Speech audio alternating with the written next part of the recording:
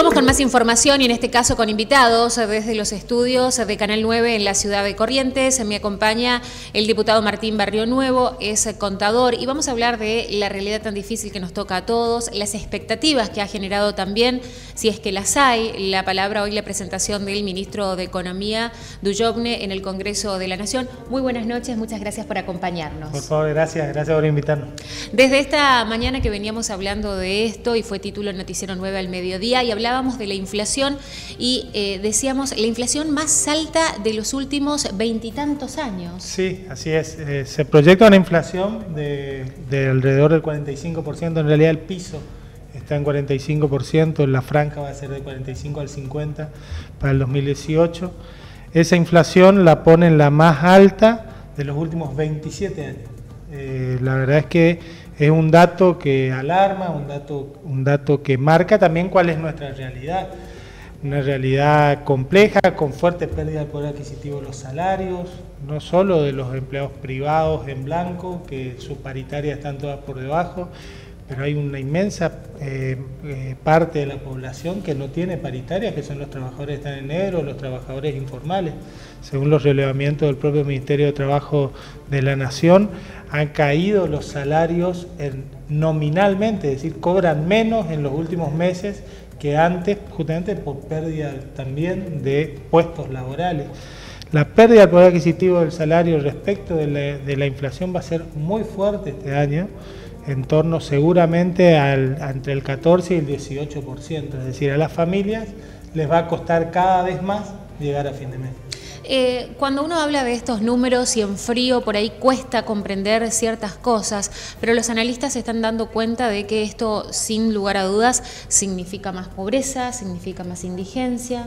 Sí, sin dudas, no tengas duda que ahora vamos a tener esta semana la medición de pobreza del primer semestre, es decir, a junio, en donde ya va a haber un crecimiento de la pobreza porque efectivamente ya se dio esta pérdida de poder adquisitivo. La pobreza en la Argentina se mide por ingresos, así que eso no cabe en dudas de que va a aumentar. Ahora la realidad es que a diciembre el incremento va a ser mucho mayor. Y si nosotros bajamos un poco a la situación de nuestra región, a Corrientes, al Chaco, vamos a ver que ese esquema de medición por ingresos, que bueno, es el más sencillo de llevar adelante, en general se queda corto porque en nuestra región tenemos enormes falencias de vivienda. No es lo mismo un sueldo de 15.000 pesos respecto de una familia que tiene vivienda, aquella que no la tiene o que tiene acceso a la cloaca, al agua potable, a la energía. La verdad es que cuando se van agregando estos otros componentes que hacen a la medición de una pobreza mucho más estructural, seguramente en el ENL no vamos a encontrar mayores inconvenientes. Ahora, ¿hasta cuándo o hasta dónde es la pregunta? Porque, bueno, el discurso oficial habla de ajuste, de hacer el esfuerzo entre todos. Ya para muchas familias este ajuste y este esfuerzo ya es sobrenatural, se está llevando muchos puestos. Pero ¿hasta dónde? Lo que dijo hoy el ministro de Economía, que hablaba de que en 2019 no va a haber inflación, por ejemplo, genera sin duda muchísimas expectativas. Sí, hoy el ministro de Economía dijo varias cosas. Por un lado, fijó la pauta de caída de este año. También fijó que en el 2019 vamos a seguir cayendo, mucho menos el 0,5%, pero todavía vamos a tener un año recesivo en el 2019. Efectivamente fijó que va a bajar la inflación, no que no va a haber inflación. Habla así de una pauta del dólar que es bastante poco cumplible, porque habla de un dólar promedio de 40 pesos, con lo cual estaríamos terminando el año en 41 pesos.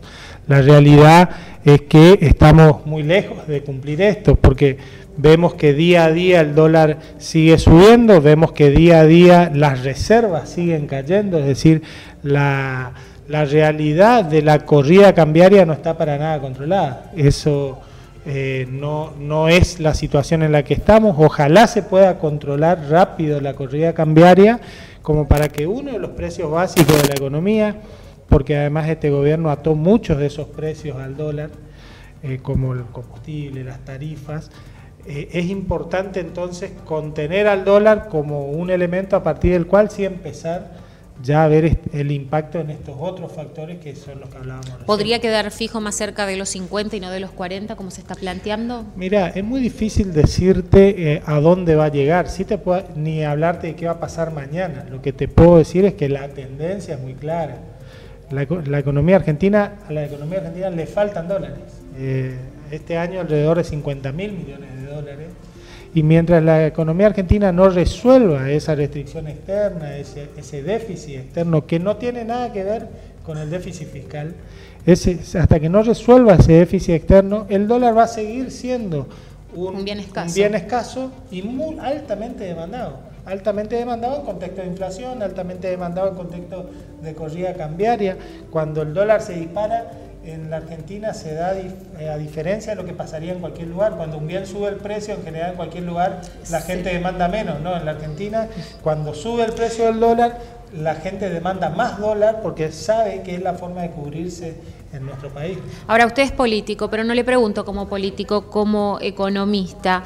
¿Se ve que en 2019 podamos tener esta expectativa de una inflación controlada, una inflación más baja, un alivio, vivir, no sé, los argentinos alguna vez tranquilos y sin tantos sobresaltos? Es la aspiración que tenemos todos, independientemente de qué espacio político ocupemos. Pero económicamente no se ven las señales. La realidad es que uno entiende que ni bien se pare la corrida cambiaria, debiera empezar a decrecer el círculo de la inflación. Ahora, esa corrida cambiaria no se ha parado. Imagínate que hace 50 días firmábamos con el Fondo Monetario Internacional y nos comprometíamos a una inflación del 27%, hoy estamos en el 45%. Perdimos casi 15.000 millones de dólares de reserva.